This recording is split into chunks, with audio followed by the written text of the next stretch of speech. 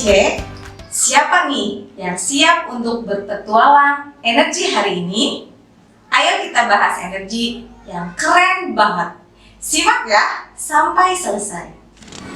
Nih teman-teman, kita mulai dengan matahari. Matahari itu seperti lampu besar di langit.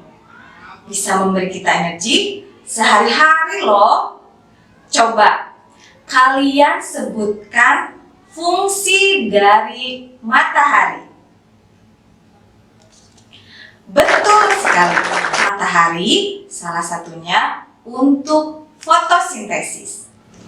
Nah, selain yang kalian sebutkan tadi, ternyata matahari bisa menghasilkan listrik. Asik kan?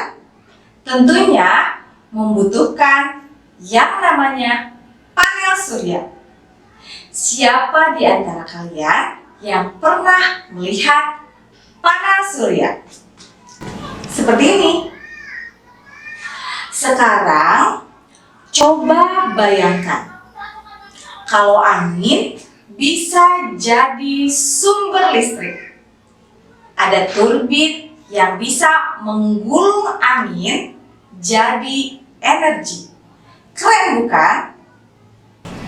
Nah, ini loh teman-teman, turbin angin yang bisa berputar seperti mainan, tapi menghasilkan listrik. Masya Allah, keren ya.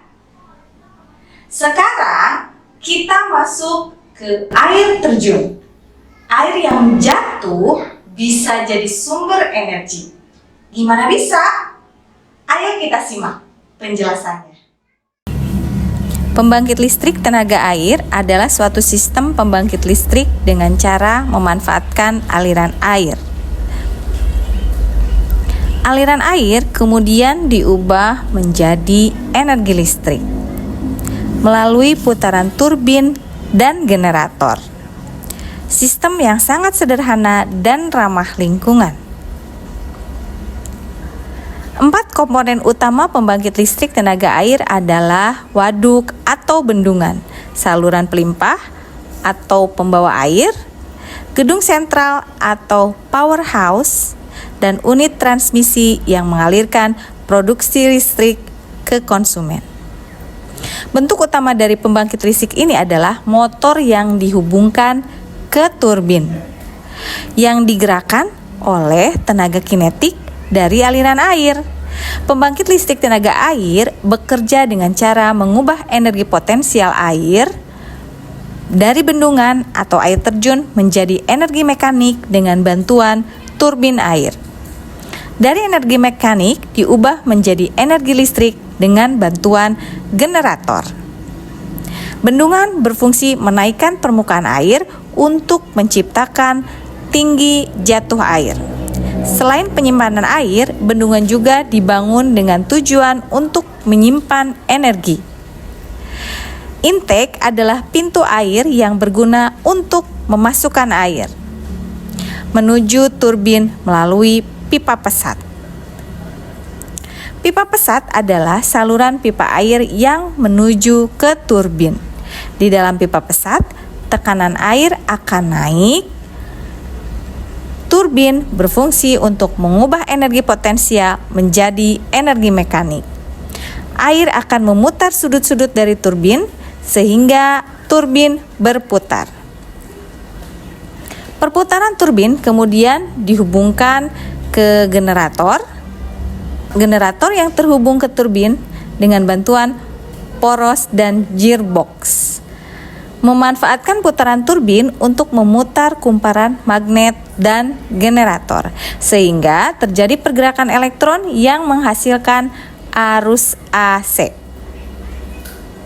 Trafo digunakan untuk menaikkan tegangan arus bolak-balik agar listrik tidak banyak terbang saat dialirkan melalui saluran transmisi. Trafo yang digunakan adalah trafo step up. Transmisi berguna untuk mengalirkan listrik dari pembangkit ke rumah-rumah atau industri. Sebelum listrik digunakan oleh rumah atau industri, tegangannya diturunkan lagi dengan trafo step down.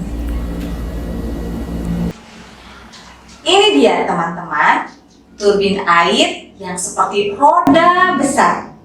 Dari situ kita bisa menghasilkan listrik. Seru kan? Saatnya sekarang kita bahas energi yang tidak bisa diperbaharui, seperti minyak dan batu bara. Ini nih yang harus kita pahami dan mengubah perilaku kita sehari-hari tentang sumber energi ini. Contohnya, minyak bumi kita dapatkan dari bawah tanah, tapi kita harus bijak menggunakannya ya teman-teman. Nah, jangan lupa hutan. Kita harus pelihara hutan karena kalau tidak bisa habis sumber daya alamnya. Jadi, teman-teman, kita harus tahu dua jenis energi yang bisa digunakan seperti matahari, angin, dan air. Dan yang tidak bisa diperbaharui seperti minyak dan batu bara. Terima kasih teman-teman, kalian sudah ikut berpetualangan energi hari ini. Jangan lupa ceritakan ke teman-teman yang lain, ya. Sampai jumpa di petualangan berikutnya.